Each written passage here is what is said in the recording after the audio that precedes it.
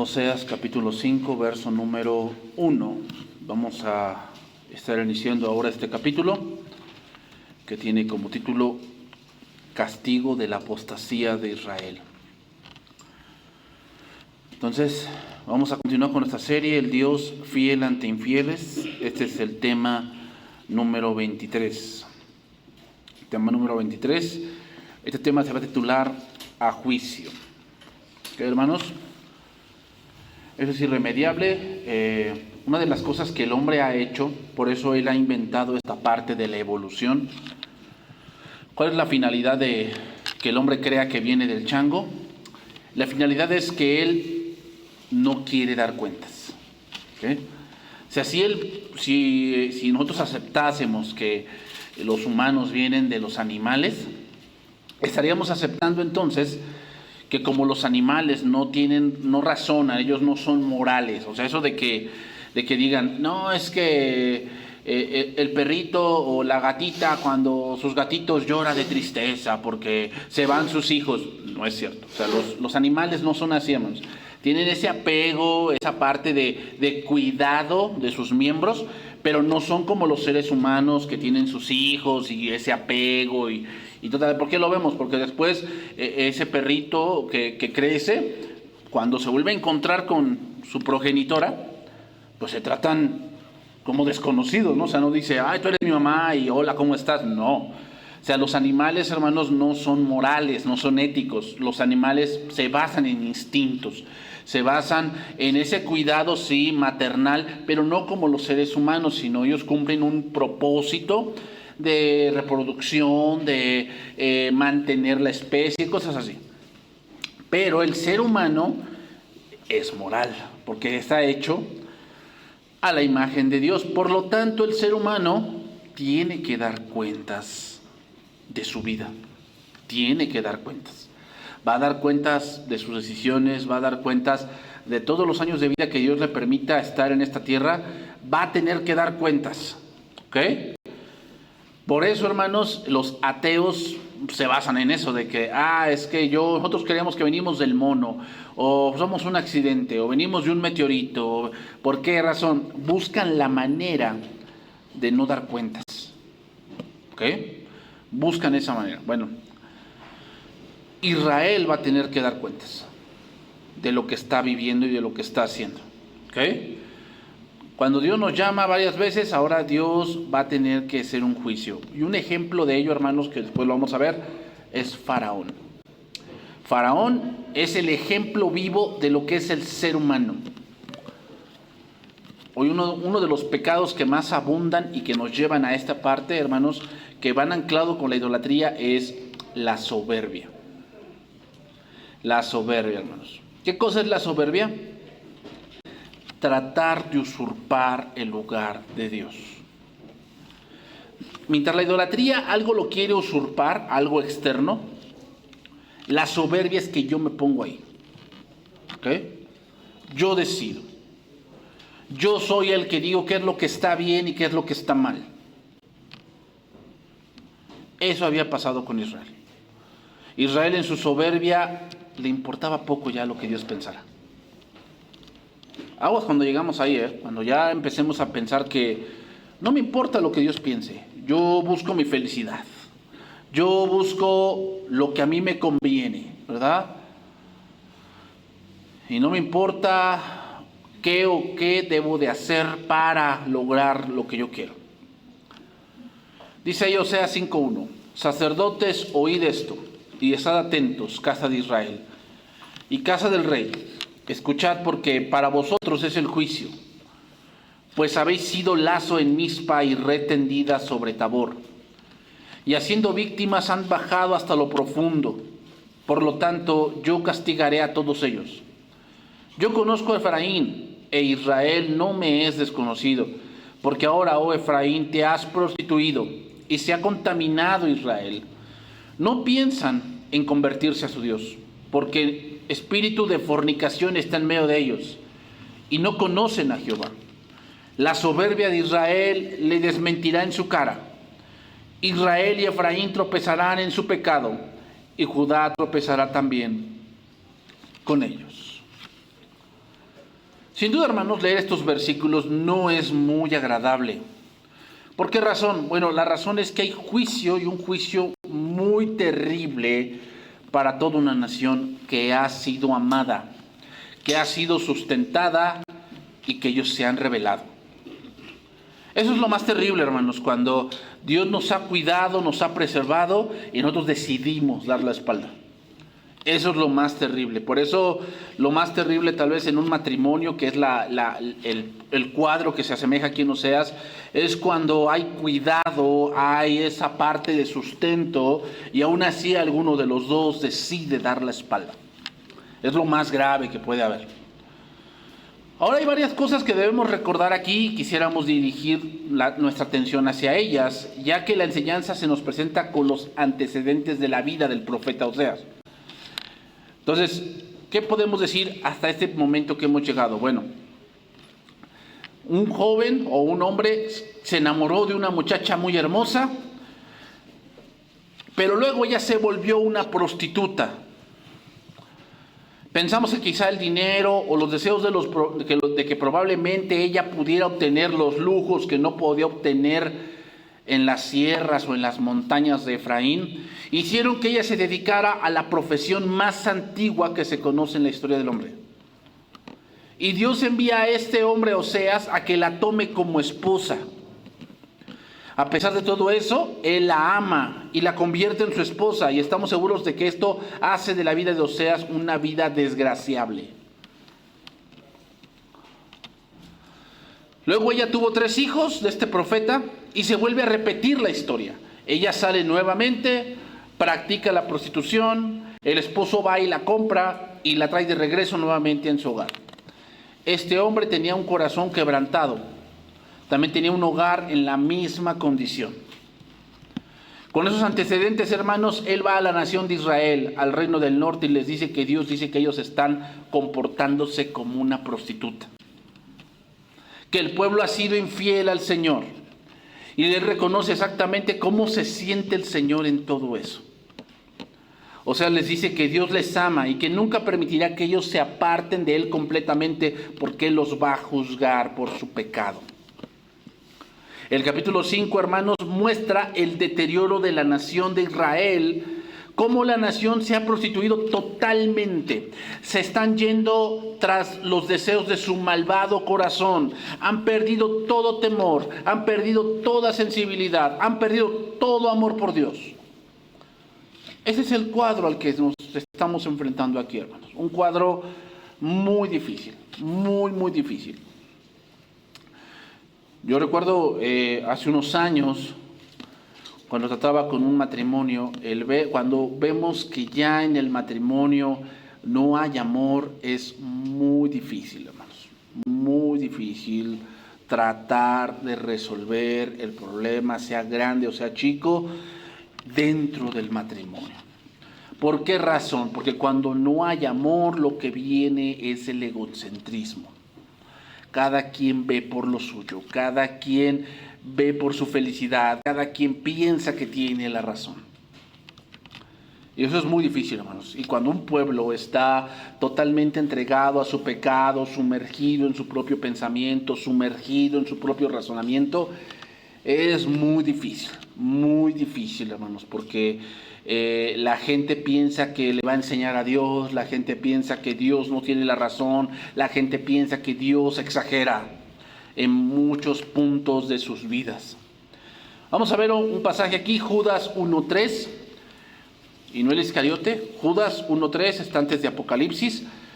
Es una carta, hermanos, que tal vez la tocaré más adelante, pero es una carta que Judas se dedica mucho a hablar de los que entran encubiertamente dentro de la iglesia. En los que entran encubiertamente y tienen un propósito. ¿Cuál es ese propósito? Hacer liviana la gracia de Dios. Sí, hermanos, hemos sido salvos por gracia, pero esa gracia tiene reglas. ¿Ok? Así, aquí no es de que todo se vale, no. Dios nos ha salvado por gracia, pero esa gracia tiene reglas. Y ustedes lo pueden ver. Romanos capítulo del 12, 13, 14, 15, Pablo habla de todas esas reglas. En Efesios capítulo 4, 5 y 6, Pablo habla de cómo es el orden en la iglesia, cómo es el orden en la familia, cómo es el orden en el gobierno. En Colosenses capítulo número 4, 5 y 6, nuevamente Pablo habla de cómo es ser cristiano. Entonces, la gracia de Dios nos ha llamado, hermanos, pero corremos el riesgo de tratar de vivir a nuestra manera. O sea, sí soy cristiano, pero yo vivo conforme Dios me haga entender.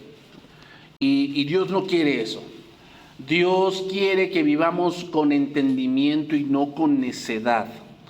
Dice ahí Judas 1:3, amados, por la gran solicitud que tenía de escribiros acerca de nuestra común salvación. O sea, bien, el propósito de Judas en esta carta era escribir algo acerca de Cristo y de las riquezas de Dios y de las riquezas de la salvación y de lo que el misterio guardado en el sacrificio de Cristo. Pero vean cómo lo que está viendo Judas ha sido que él cambia las cosas y dice: me ha sido necesario escribiros exhortándoos que contendáis ardientemente por la fe. Aquí la palabra contender, hermanos, significa defender la fe.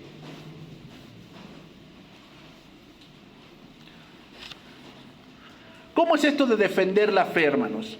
Bueno, defender la fe tiene que ver con entender principios bíblicos a través de las Escrituras. O sea, aquí no es nada más hacer por hacer. Hay que tener un punto bien en claro del por qué hacemos X, Y cosa dentro de la iglesia y dentro de la vida cristiana. Muchas veces, hermanos, tenemos situaciones o tenemos costumbres que porque la dijo cierto predicador, pero no tenemos una base bíblica de hacer cosas. Por decir, hermanos, muchos dicen, es que si tú quieres que Dios te responda fuertemente a las 3 de la mañana, pregunta, ¿dónde dice eso la Biblia? ¿Dónde lo dice? Muchos tienen ese punto. A las 3 de la mañana es la oración más poderosa. ¿Y saben en qué basan eso? En que a las 3 de la mañana los espíritus se desatan. Entonces, como los espíritus se desatan en el mal, pues debe ser algo en el bien, ¿no? O sea, tiene su contra. Hermanos, eso no tiene razón de ser. O sea que mi oración a las 3 es más poderosa que a las 9 de la mañana. O a las 2 de la tarde. O sea, ¿cómo medimos eso? No, es que un predicador dijo así, que si tú eres un verdadero cristiano y buscas a Dios en oración, te levantas a las 3, a las 2 de la mañana. Bueno, si te levantas, está bien. Pero te voy a decir algo, eso no hace tu oración. No dice la Biblia nada de eso. Nada. No, pero es que Jesús oraba toda la noche. Pues quiero verte que lo hagas, a ver si de veras oras toda la noche. Pero hermanos, hay oraciones muy cortas también en la Biblia, ¿no? Padre, perdónalos porque no saben lo que hacen. Y eso lo oró más o menos a las 2, 1 de la tarde. Jesús, tú ya no fue poderosa. ¿Se dan cuenta, hermanos? O sea, hay cosas que debemos de contender, que debemos entender, que se dicen así nada más por decir, porque alguien lo dijo. Porque alguien dijo, es que yo hice eso. Y así Dios me respondió y se hizo una regla. Hermanos, si no lo dice la Biblia, eso es contender ardientemente por la fe. O sea, a ver, vamos a razonar lo que estás diciendo. A ver, ¿lo que estás diciendo está en la Biblia? Bueno, no, pero es que dice la Biblia que, oh Jehová, de mañana oirás mi voz. ¿A qué horas es la mañana? ¿A qué horas es la mañana? Para nosotros la mañana a veces empieza a las 7. A las 6 de la mañana, a las 5 de la mañana. Bueno, no sé a qué horas ores. No hay un horario. No hay un horario. Entonces, eso es contender ardientemente por la fe, hermanos. Hay muchas cosas que se están metiendo dentro de la iglesia que no son bíblicas. No son bíblicas, hermanos. Dice versículo 4, porque algunos hombres han entrado encubiertamente, los que desde antes habían sido destinados para esta condenación. ¿Qué significa destinados? Significa que lo que hacen da evidencia de que ¿a dónde van? Al infierno, a eso se refiere. Lo que hacen da evidencia, y otra vez, si lo tomamos en toda la Escritura, recuerden, hermanos, que hay versículos que son un poco oscuros, entonces debemos traducirlo a la luz de los que sí son claros. La Biblia dice, el que cree en Cristo no es condenado, pero el que no cree, ya sí, o sea, ese es su destino, ya ha sido condenado. Entonces, lo que quiere decir que aquel que no cree, su destino ya sabemos cuál es. ¿Cuál? Condenación. Entonces, lo que está diciendo ahí Judas básicamente son hombres que no han creído. Punto. Hombres impíos. ¿Qué significa impíos? Que lo que hacen solamente lo hacen por ellos. Un impío solamente ve por él. Un impío le gusta la trampa, le gusta engañar, le gusta mentir. Por eso dice Apocalipsis: mas los perros estarán afuera, mas los hipócritas y todos los mentirosos tendrán su parte. O sea, todos los mentirosos significa todos aquellos que engañan y se engañan a sí mismos. Vean lo que dice ahí: que convierten en libertinaje la gracia de nuestro Dios y niegan a Dios, el único soberano, y a nuestro Señor Jesucristo. Vean lo que dice: y niegan a Dios, el único soberano. ¿Qué significa el único soberano? Que Él gobierna. Por decir, es una de las doctrinas que hace que nieguemos al Dios soberano, es la confesión positiva. Decir que yo digo y que mi palabra tiene poder para que se hagan las cosas. Yo niego que Dios es soberano con esa doctrina. Porque entonces digo que Dios no gobierna, gobierna mi boca. Y ese tipo de personas se están metiendo, y hermanos, estas doctrinas se oyen muy dulces. Y te sacan versículos como Proverbios, ¿no? Cuando dicen, en tu boca está el bien y el mal. Sí, hermanos, en tu boca está el bien y el mal, con tu boca puedes decirle palabras bonitas a tu esposa o decirle palabras que la destruyan. A eso se refiere.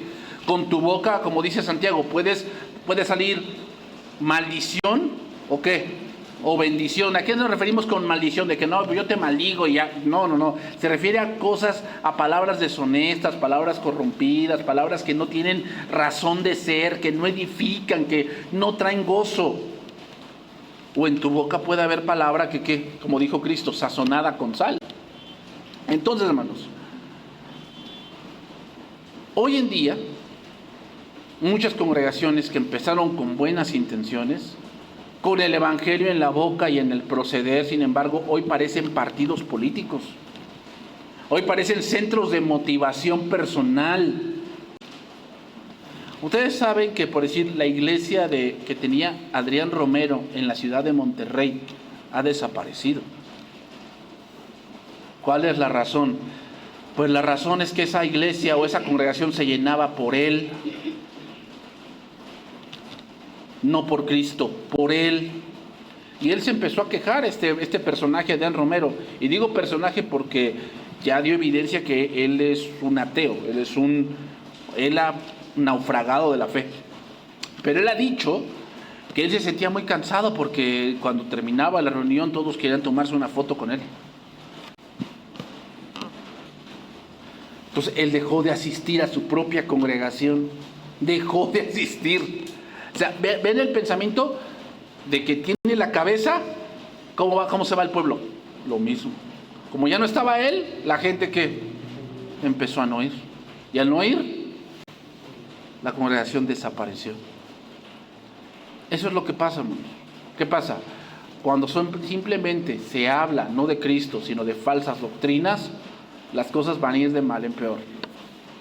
Por eso Jehová le dice al reino del norte que ellos se han prostituido. ¿Por qué? Porque se van tras aquellos que les dicen lo que quieren oír. Se van tras aquellos que les prometen cosas falsas, que les hablan bendiciones falsas, que les hablan profecías falsas.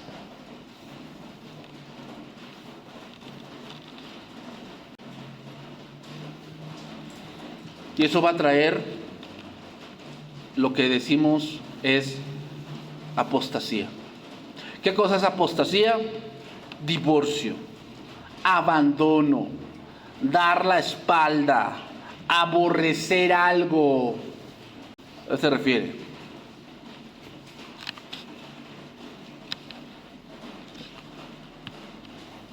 Y hermanos, hoy la apostasía está de verdad.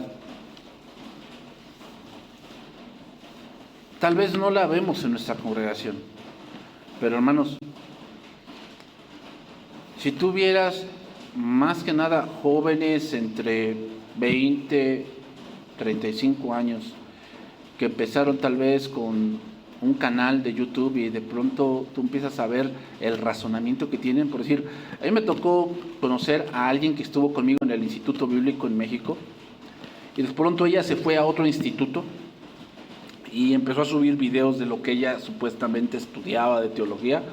Creo que era una teología reformada, no recuerdo bien, pero me llamó la atención un video que ella subió y dijo ella, es que ahorita les puedo confesar que todo lo que yo aprendí se ha derrumbado. Todo lo que yo aprendí se ha derrumbado. Y ahorita estoy aprendiendo algo nuevo. Yo dije, ¿cómo? ¿Cómo? O sea, ¿me estás diciendo que todo lo que aprendiste está mal? Dice, pues sí, o sea, más o menos está mal. Eso no puede ser. Tal vez la teología que tú tenías no empata con la nueva que estás estudiando. Pero aguas con eso, hermano, te puede llevar a la apostasía.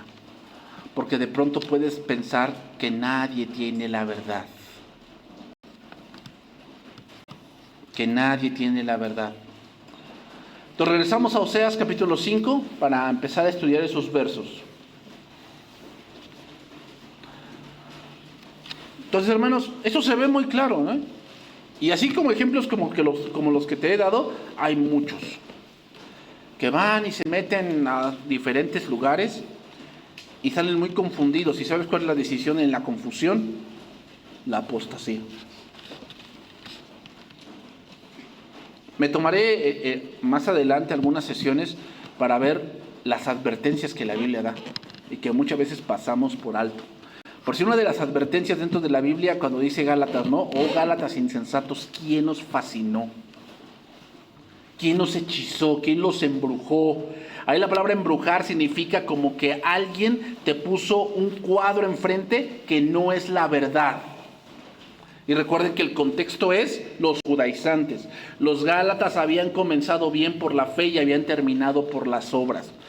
¿Saben cuál es una de las advertencias más difíciles que a veces no tomamos en cuenta? Es que pensamos que ya me la sé. Ya pensamos que ya me la sé. ¿Y saben cuándo es más esta advertencia? Cuando somos adultos. Pensamos que a mí no me va a pasar.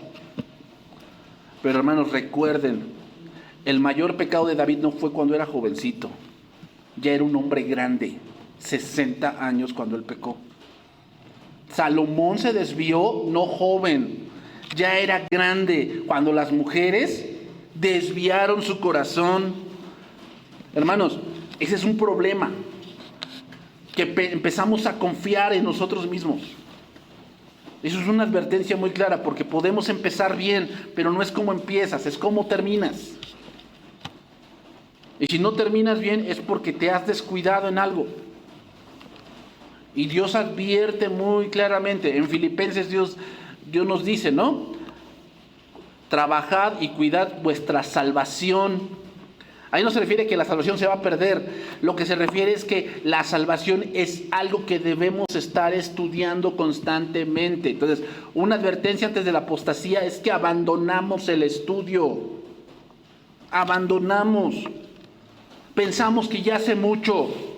No, o sea, yo soy un maestro de escuela dominical y iglesia infantil, ni modo que yo no sé. ¿A poco yo no entiendo lo que dice la Biblia? Sí, pero has abandonado eso pensando, confiando en ti mismo. Confiando en ti mismo. Entonces la apostasía puede llegar de muchos lados, hermanos. Puede llegar de muchos lados. Y si no estamos atentos, ¿no Jesucristo les dijo a sus discípulos: mirad que entréis por la puerta estrecha. Ese mirad es estar atentos, cuidar que así sea. Señor, son pocos los que se salvan. ¿Y qué les dijo Cristo? Mirad que vuestros nombres estén escritos, ¿qué? En los cielos. Señor, aún los demonios se nos sujetan en tu nombre. ¿Y qué les dijo Cristo? No se gocen por eso, gócense porque su nombre está escrito en los cielos. ¿Se dan cuenta? O sea, puede ser un engaño que yo pienso que cuando yo predico se llena y entonces, ¿quiere decir que estoy bien? No, no, cuidado hermanos, cuidado. No, es que pues estoy ganando bien. Hay una mujer hoy que se está pidió una disculpa pública en redes sociales porque fue a un restaurante y no sé qué tanto hizo y pues la despidieron. Era conductora de un programa y sacaron a la luz el salario que percibía. Un salario que no es nada despreciable. Hermanos. Pero vean cómo un descuido a dónde te puede llevar. Pues estoy ganando bien, ¿no? Pues yo pienso que estoy bien, ¿no? No necesariamente. Mizpa, dice ahí, pues, versículo 1, pues habéis sido lazo en Mizpa y red tendida en Tabor. Mizpa, hermanos, se encontraba localizada en la sección suroriental del reino. Y el monte Tabor se encontraba en la sección nororiental del reino. Y en esta época ellos estaban adorando debajo de cualquier árbol frondoso que podían encontrar y cualquier árbol grande. Los sacerdotes en ese tiempo debían haber sido el ejemplo, pero eran incapaces de levantarse por encima del nivel de cualquier hombre porque ellos estaban en un peor camino.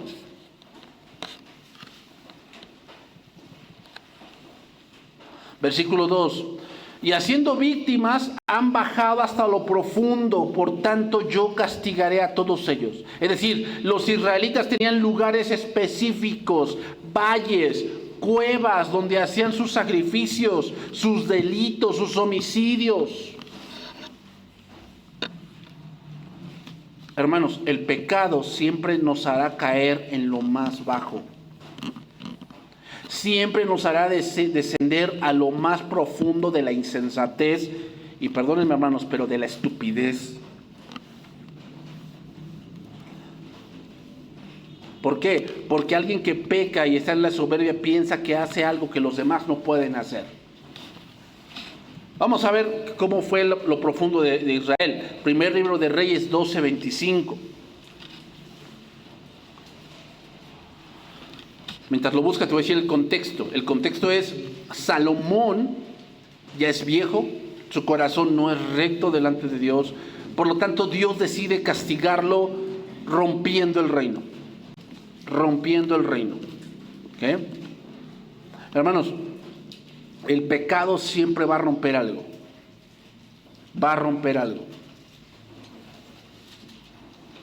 ¿Se puede reparar? Sí, en Cristo se puede reparar. Pero lleva tiempo. Y entonces entra en el reino Roboam. Y Roboam es un hombre que quiere demostrarse a sí mismo que puede. O sea, tiene como antecesores dos reyes muy fuertes, David y Salomón, que debería haber aprendido lo bueno, no lo malo, ¿no? David debió haber aprendido que de David es humillarse y de Salomón buscar de Dios. Eso es lo que debe haber aprendido, pero lo que hizo fue buscar a sus amigos y sentirse el grande, ¿no? Entonces el pueblo viene y le dice que les baje los impuestos, porque pues, la vida opulenta de Salomón, pues ¿de dónde salía? Pues de los impuestos del pueblo. Bájanos los impuestos y te vamos a servir. Entonces él dice, pues no. Van a ver que yo soy aquí el que manda. Ustedes no van a decir lo que yo tengo que hacer. Yo soy aquí el que manda. Bueno, entonces el pueblo se divide y el reino del norte se va con Jeroboam primero. Versículo 25. Entonces reedificó Jeroboam a Siquem en el monte de Efraín y habitó en ella, y saliendo de allí reedificó Penuel. Y dijo Jeroboam en su corazón: ahora se volverá el reino a la casa de David. ¿Por qué pensó así? Porque no le creyó a Dios. No le creyó. Un profeta le dijo: yo te voy a dar esta parte de Israel, y si tú me eres fiel, tu casa va a permanecer. Pero él no creyó. Eso es lo que pasa cuando no hay fe, hermanos, ¿Qué pasa? Pensamos en soluciones nosotros. Ahora se volverá el reino de la casa de David. Si este pueblo subiera a ofrecer sacrificios a la casa de Jehová en Jerusalén, porque el corazón de este pueblo se volverá a su señor Roboam, rey de Judá, y me matarán a mí, y se volverán a Roboam, rey de Judá. Y habiendo tenido consejo, hizo el rey 2 becerros de oro. Y dijo al pueblo: bastante habéis subido a Jerusalén. He aquí tus dioses, oh Israel, los cuales te hicieron subir a la tierra de la tierra de Egipto. O sea que a esos 2 becerros les llamó Jehová, porque esos son los que nos sacaron, ¿va? Y puso uno en Betel y otro en Dan. Dos becerros. Y esto fue causa de pecado, porque el pueblo iba a adorar delante de uno hasta Dan. Hizo también casas sobre los lugares altos, e hizo sacerdotes de entre el pueblo que no eran de los hijos de Leví. Toda mi manera, toda mi manera. Eso es apostasía, hermanos. ¿Cómo es apostasía? Yo adoro a mi manera. O sea, yo no adoro como Dios dice. Yo me hago un becerro y yo hago lo que yo pienso que es bueno, ¿no? Yo no le hago mal a nadie. O sea, todos se la quitan con eso. Yo no le hago mal a nadie. Yo hago las cosas y siento que lo hago bien. Es más, tú puedes preguntar y yo hasta soy más bueno que los que se congregan contigo. Número 2. Exalto cosas de hombre. Por eso dice que hizo casas en los lugares altos. Aquel que es apóstata exalta obras humanas, no la obra de Cristo, obras humanas. E hizo sacerdotes de entre el pueblo. O sea, él piensa que la puede hacer de todo. Él la puede hacer de pastor, de director, de maestro, de todo la puede hacer, ¿no? Entonces instituyó Jeroboam fiesta solemne en el mes 8. Es decir, empiezan a celebrar cosas que, o sea, vamos a celebrar hoy que es el día de los maestros. Y ojo, yo no estoy en desacuerdo que si hay gente que se quiere juntar y vamos a echarnos una comida, está bien. Pero la iglesia no es para eso. No es para eso. Yo me he topado con congregaciones que vamos a celebrar el cumpleaños del pastor y hacen un comelitón. Ojo, otra vez. Yo estoy diciendo que no se puedan juntar y hacer una comida y toda la cosa, está bien. Pero ese no es el propósito de la iglesia. El propósito de la iglesia es adorar a Cristo. El propósito de la iglesia es glorificar a Cristo y estudiar su palabra. Ese es el propósito de la iglesia. Comida y bebida, para eso están las casas y para eso están los restaurantes allá afuera. Otra vez, quiero que me lo entiendan, hermanos. Equilibrio. Hay cosas que son importantes porque también en la Biblia están las fiestas ágapes. O sea, comidas entre los hermanos, en que buscamos la comunión, buscamos el compañerismo, buscamos que como somos una familia. Pero hermanos, la iglesia no se la puede pasar de fiesta en fiesta. No puede ser así. ¿Por qué? ¿Cuándo tendríamos tiempo para estudiar y cuándo tendríamos tiempo de servir a Dios? Si nada más nos la pasamos de evento en evento.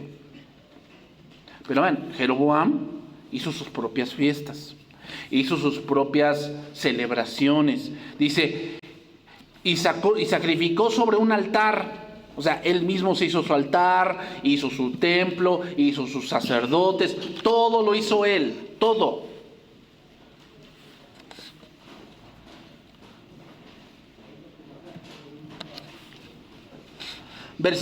Capítulo número 13, verso 30. Más adelante, el pueblo está entregado a la idolatría. Entonces Dios manda un profeta joven, y le dice que en ese altar van a sacrificar huesos de sacerdotes. Y ese fue Josías, muchos años después.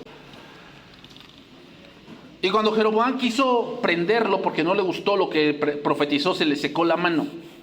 Entonces después se le restauró, y conocemos la historia. El profeta joven se encontró con un profeta viejo, lo engañó, y entonces cuando él regresó por su camino, le salió al encuentro un león y lo mató.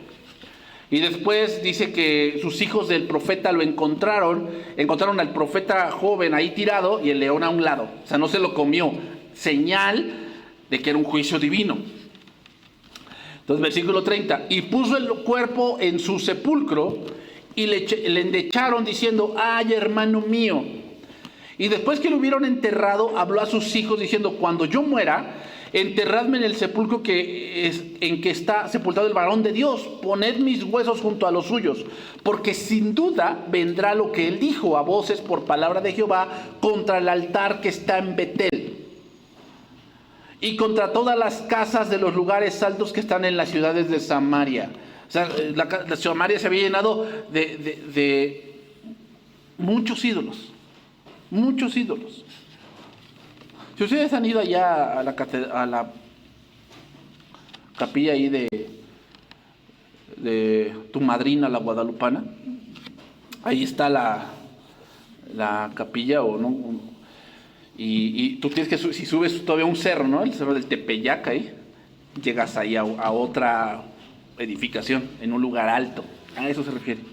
Está el templo y hay otros lugares, dependiendo de lo que fueras a buscar, ¿no? Dependiendo de lo que fueras a buscar. Con todo esto, dice ahí, no se apartó Jeroboam de su mal camino.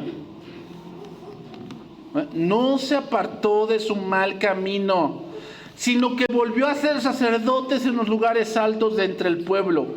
Y a quien quería, lo consagraba para que fuese de los sacerdotes en los lugares altos. Y esto fue causa de pecado en la casa de Jeroboam, por lo cual fue cortada y raída de sobre la faz de la tierra. Capítulo 14, verso 1. Seguimos ahí con Jeroboam, que él es o sea, empezó mal el reino del norte. O sea, Jeroboam primero, y nunca tuvieron un rey bueno. Nunca tuvieron un rey bueno.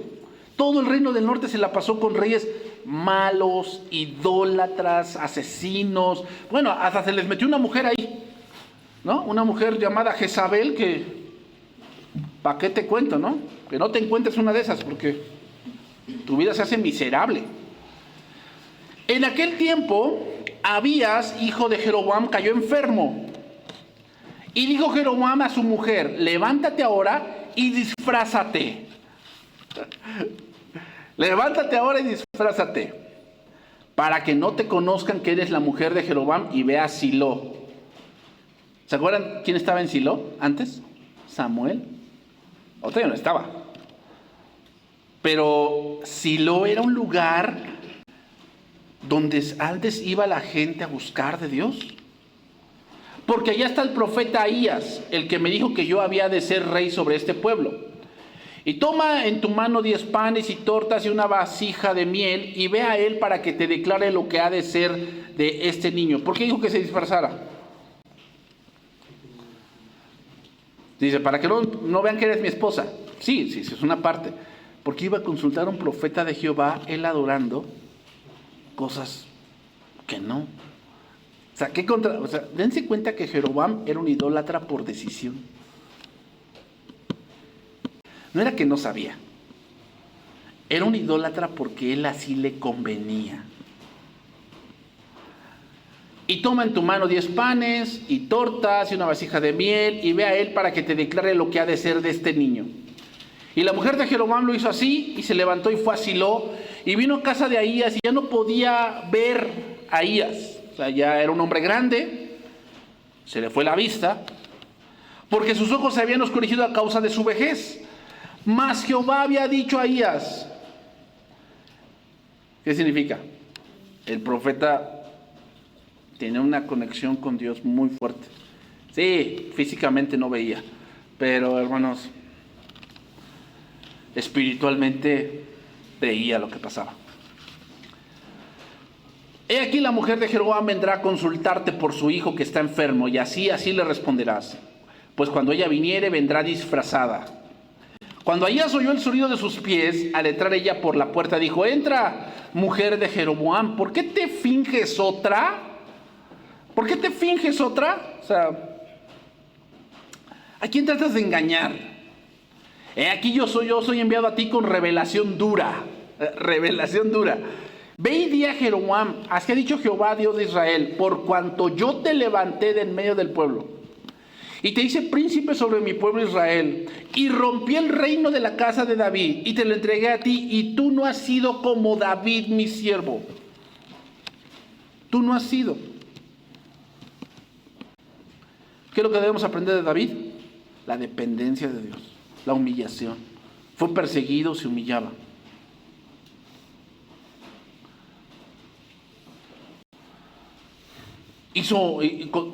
Censó al pueblo, se humilló cuando lo iba Dios a disciplinar. Su hijo lo perseguía, se humillaba. Que guardó mis mandamientos y anduvo en pos de mí con todo su corazón, y haciendo solamente lo recto delante de mis ojos. Sino que hiciste lo malo sobre todos los que han sido antes de ti, pues fuiste y te hiciste dioses ajenos e imágenes de fundición para enojarme, y a mí me echaste tras tus espaldas.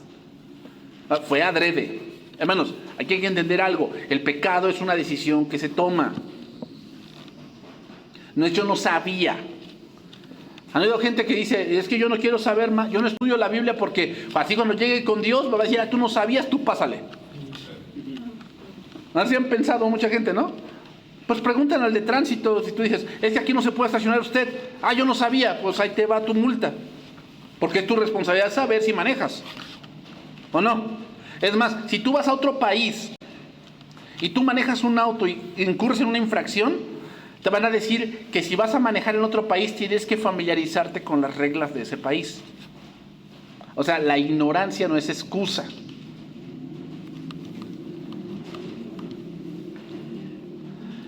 Entonces, hermanos, Jeroboam hizo las cosas adrede e hizo tropezar al pueblo. Por tanto, versículo 10: he aquí yo traigo mal sobre la casa de Jeroboam, y destruiré de Jeroboam todo varón, así el siervo como el libre en Israel, y barreré la posteridad de la casa de Jeroboam como se barre el estiércol, hasta que sea acabada. ¿Cómo era para la casa de Jeroboam para Dios? Como estiércol. O sea, es algo que no tiene valor. Fíjate, para el hombre, lo que hace fuera de Dios, para él es de mucho valor, pero para Dios no. El que muera de los de Jeroboam en la ciudad lo comerán los perros, y el que muera en el campo lo comerán las aves del cielo, porque Jehová lo ha dicho. Es decir, no tendrán un sepulcro, no tendrán un sepelio digno como de reyes, no, morirán como gente olvidada, o sea, como en la fosa común, así van a morir. Y tú levántate y vete a tu casa, dice, y al poner tu pie en la ciudad, morirá el niño. ¿A quién te hace recordar todo este relato? A Faraón. La historia se repite otra vez.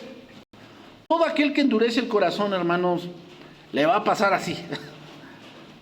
Parece que eres fuerte, que nadie te puede decir nada, que tú haces lo que quieres, que yo decido cómo se hacen las cosas, pero Dios te va a empezar a quitar muchas cosas y al final vas a perder algo muy preciado.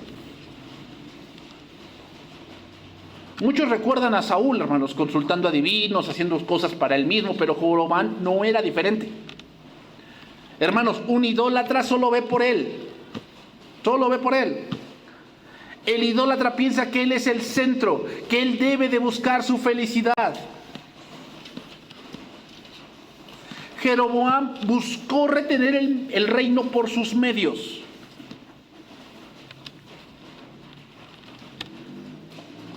Y nos damos cuenta cómo Jeroboam va haciendo descender más y más al pueblo en la idolatría.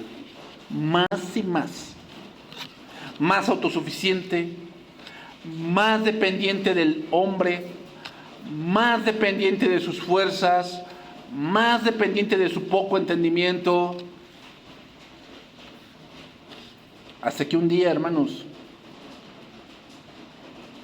Dios tiene que poner un freno. Dios tiene que poner un freno.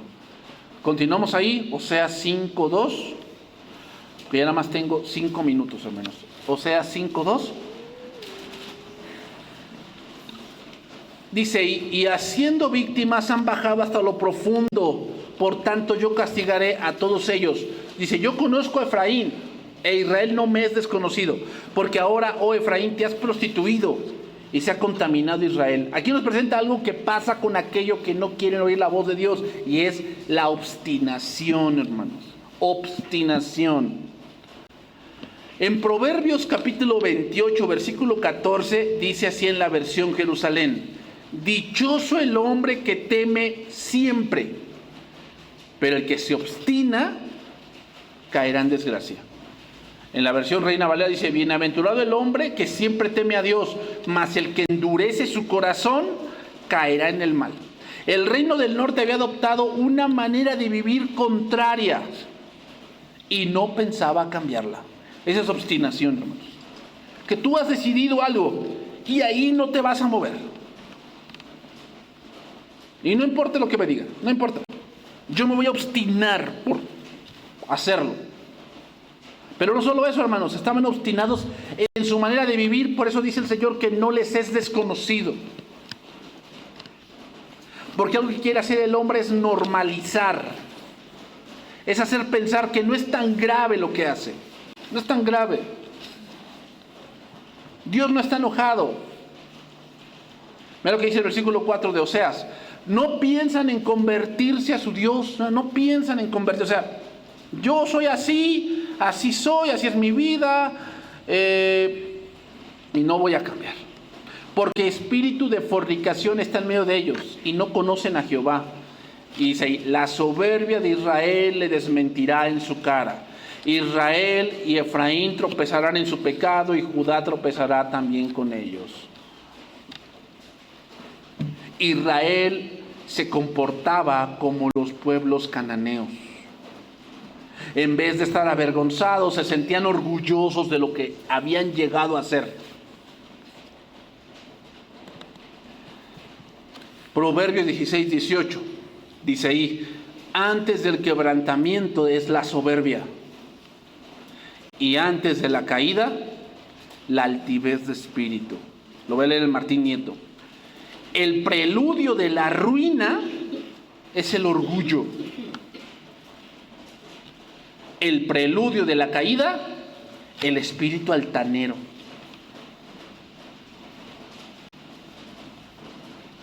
Los proverbios del capítulo 16 al capítulo 22, hermanos, son proverbios que van aplicados a la vida diaria, a la vida que agrada a Dios, pero sin duda muchos no quieren esto.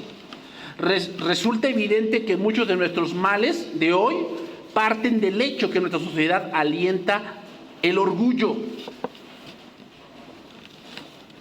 Como se ve en los temas, eres el número uno, tú mereces lo mejor, tú lo puedes hacer, eso es orgullo. Porque piensas que no necesitas de Dios, yo lo puedo hacer, yo soy el centro del universo. El impulso de anteponerse a los demás lleva fácilmente a menospreciarlos.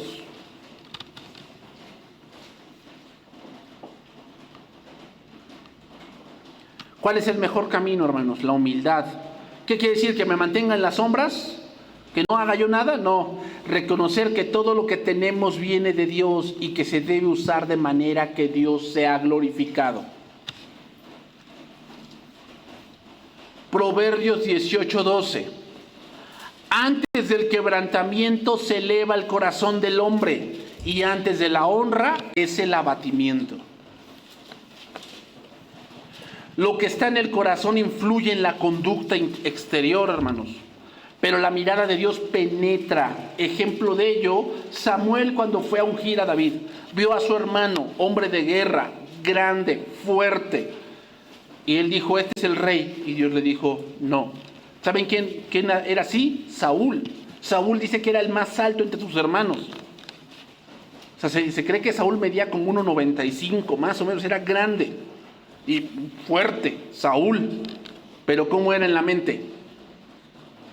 Débil. A comparación de David. O sea, ¿cómo era? Pelirrojo, rubio, o sea, era güero y chaparrito. Y cuando se enfrenta contra Goliat, ¿qué le dice? Tú vienes a enfrentarte a mí, te voy a matar. ¿Y qué le dice David? Vean cómo era su mente con respecto a Dios. Confiado, conocía de Dios. Pero con Saúl, siendo el más grande, se presentó Goliat y le daba miedo. Por eso, hermanos, el servicio tiene mucho que ver con la mente. Tiene mucho que ver con la mente. A veces lo que nos detiene de servir es la mente. Tenemos un concepto equivocado de lo que es Dios y de lo que es la salvación para con nosotros. Al ver un corazón orgulloso, Dios ve un corazón que no es recto, que no confía en su hacedor sino en él mismo, y entonces lo derriba. Sin embargo, al humilde que reconoce su indignidad ante Dios y pide perdón, el Señor lo honra. Ejemplo, cuando dos subieron al templo a orar, uno era publicano, el otro era fariseo. Y el publicano dice que se daba golpes de pecho y diciendo, sé propicio a mí, pecador. Fíjense qué oración tan más corta, ¿eh? Sé propicio a mí, pecador. Nada más eso es lo que oraba. ¿Y quién fue acepto? Porque el fariseo oraba dentro de sí, Señor, te doy gracias, porque no soy como este de aquí al lado, ¿no? Yo doy diezmo de todo lo que gano, ayuno 2 veces a la semana. Una oración tan grande, pero llena de orgullo. Todo esto, hermanos, es un cuadro de lo que Israel se había vuelto. Se habían convertido en un pueblo orgulloso, un pueblo que no le importaba Dios, que no le importaban los mandamientos de Dios. Un ejemplo de esto, hermanos, fue Faraón. Y con eso vamos a terminar. Éxodo capítulo 14.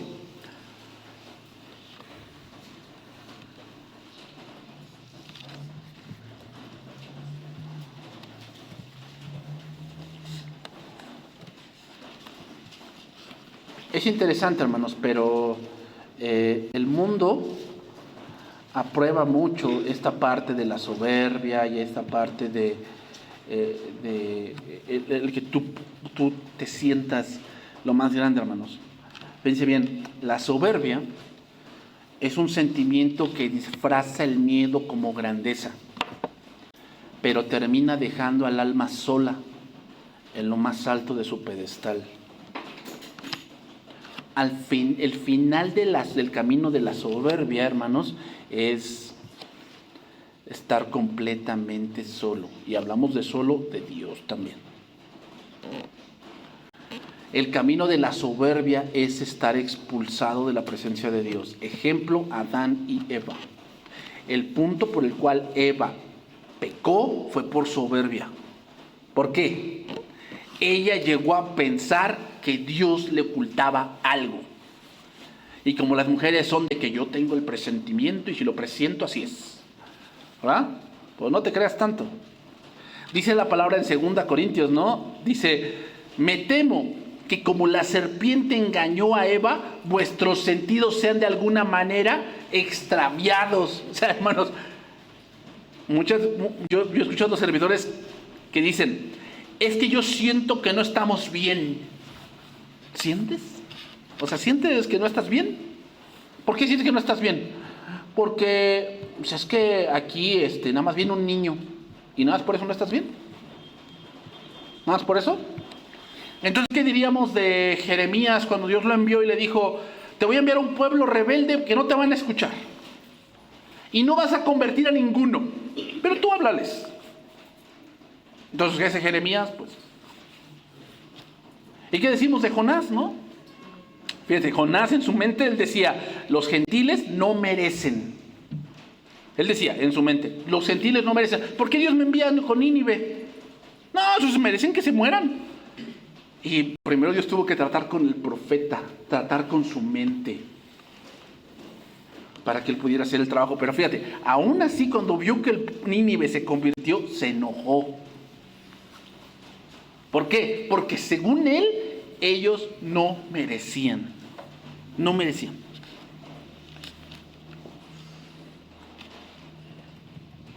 Sí, hermanos, y yo entiendo, y yo también lo he pensado, que a veces hay gente a la que se le predica que sentimos que no merece. No merece. Pero no estamos aquí nosotros para decidir quién merece y quién no. No, nosotros tenemos que hacer nuestro trabajo. Nada más leo rápidamente algunos versos porque ya se me acabó el tiempo. Porque Faraón dirá a los hijos de Israel: encerrados están en la tierra, el desierto los ha encerrado, y yo endureceré el corazón de Faraón para que los siga, y seré glorificado en Faraón y en todo su ejército, y sabrán los egipcios que yo soy Jehová, y ellos lo hicieron así. Y fue dado aviso al rey de Egipto que el pueblo huía, y el corazón de Faraón y del siervo se volvió contra el pueblo. O sea, se les olvidó el dolor, porque el contexto es que sus hijos se murieron. Se les olvidó el dolor y... ¿con quién me desquito? Ellos dijeron: ¿cómo hemos hecho esto de haber dejado ir a Israel para que no nos sirva? ¿Cómo hemos hecho eso? Y unció su carro y tomó consigo a su pueblo. Vean a dónde lleva la soberbia. No solamente tú, arrastras a otros contigo. Y tomó 600 carros escogidos y todos los carros de Egipto y los capitanes sobre ellos. Y endureció Jehová el corazón de Faraón, rey de Egipto, y él siguió a los hijos de Israel, pero los hijos de Israel habían salido con mano. O sea, se le olvidó todo lo que había vivido. El río de sangre, las ranas, las langostas, los piojos, el granizo, las tinieblas, la muerte del ganado, la muerte de los... todo eso se le olvidó. Todo. Aguas, hermanos, con el corazón endurecido. Aguas, porque se nos pueden olvidar todas las cosas. Y nada más enfocarnos en una cosa mala, solamente en una. ¿A dónde lo llevó eso, Faraón? A la muerte. Antes del quebrantamiento está la altivez de espíritu. Está la altivez de espíritu. Ahí está Faraón, ahí está Jeroboam, y podemos citar muchos ejemplos. Por eso Dios va a juzgar a Israel. ¿Por qué? Por eso mismo, tienen un corazón endurecido. Vamos a orar, hermanos, y terminar.